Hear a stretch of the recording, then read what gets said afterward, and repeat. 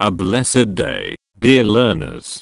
Get ready to embark on an exciting learning journey as we explore the fascinating topic of the Revised Penal Code of the Philippines, history, structure, and significance. As we dive into today's lesson, remember to prioritize your safety, and may you be abundantly blessed. Thank you for making the Teacher Lumabon YouTube channel your trusted learning companion. Commit your way to the Lord, trust also in him, and he shall bring it to pass. Psalm 37 verse 5.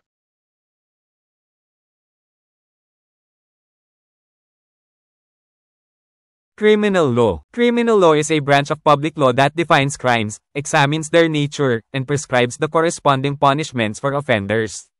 It serves to regulate individual conduct within society by prohibiting and penalizing actions deemed harmful to public order, safety, and morals.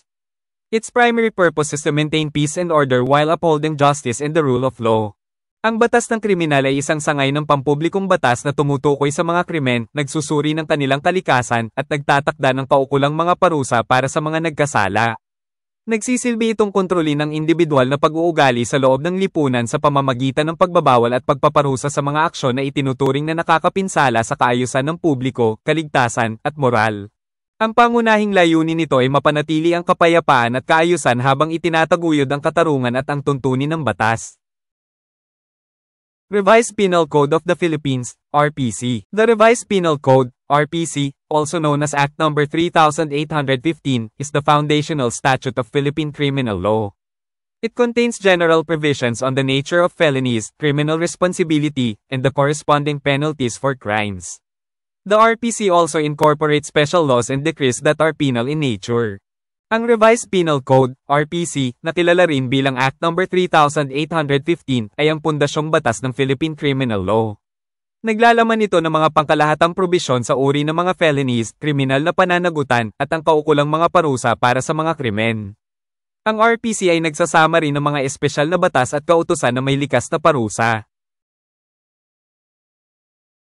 Historical development of the RPC. First, predecessor, Spanish Código Penal. The Spanish Código Penal, originally enacted in Spain, was made applicable to the Philippines during Spanish colonial rule through the Royal Decree of July 14, 1876. It took effect on July 14, 1887, and remained in force until December 31, 1931. Makasaysayang pag-unlad ng RPC.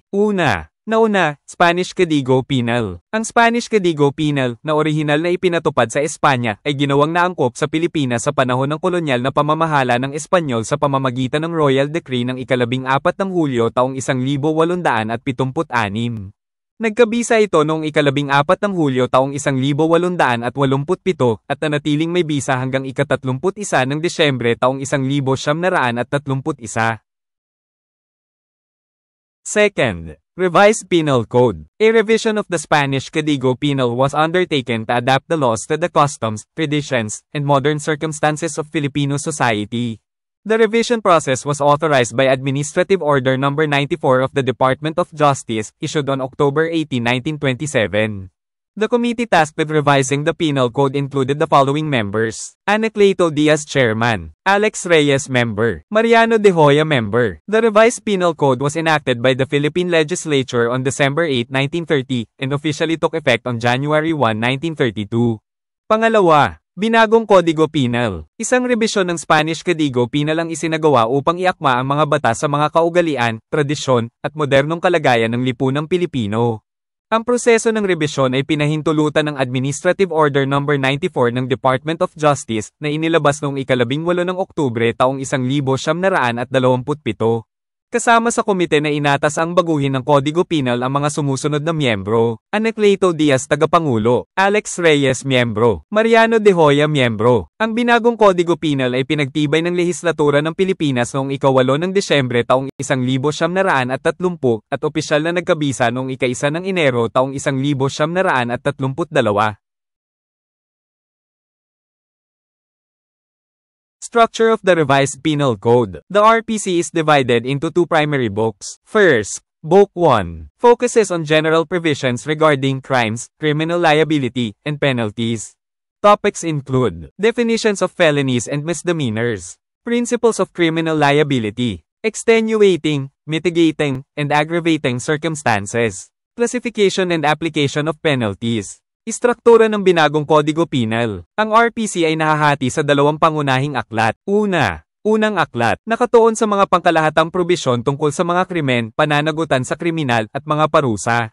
Kasama sa mga paksaang, mga kahulugan ng mga felonies at misdemeanors, mga prinsipyo ng kriminal na pananagutan, nakakapagpapahina, nagpapagaan, at nagpapalubha ng mga pangyayari, pag-uuri at aplikasyon ng mga parusa.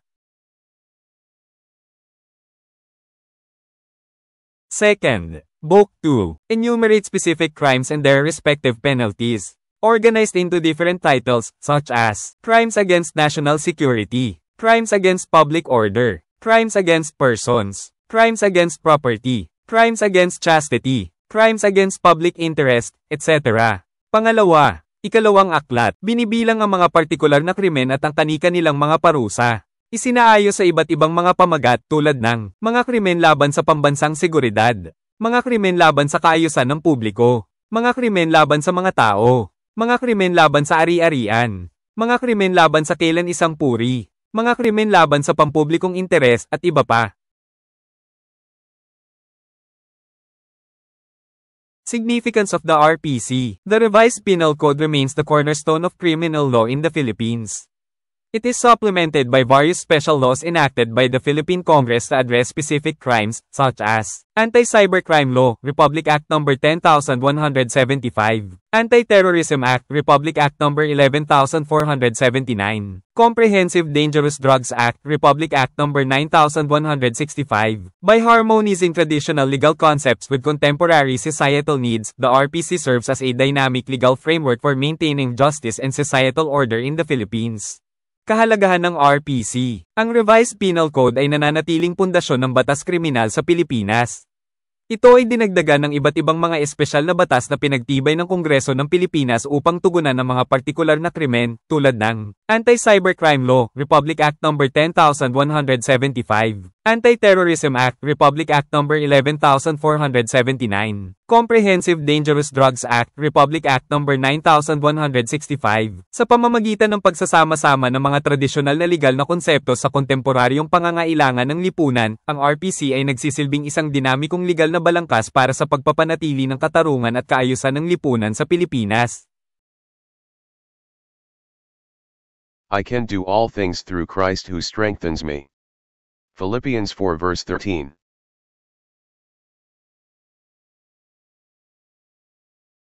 I hope you enjoyed and learned something new from our topic learning guide to criminology, sociology of crimes, ethics and human relations. If you learned something from this video, please give this video a thumbs up. Don't forget to share this video with your friends. If you have comments, questions, or suggestions, you can leave a message in the comment section below. Thank you very much for watching my videos. Hoping that we meet again in my next video, and God bless you always. It is the Teacher Lumaban YouTube channel.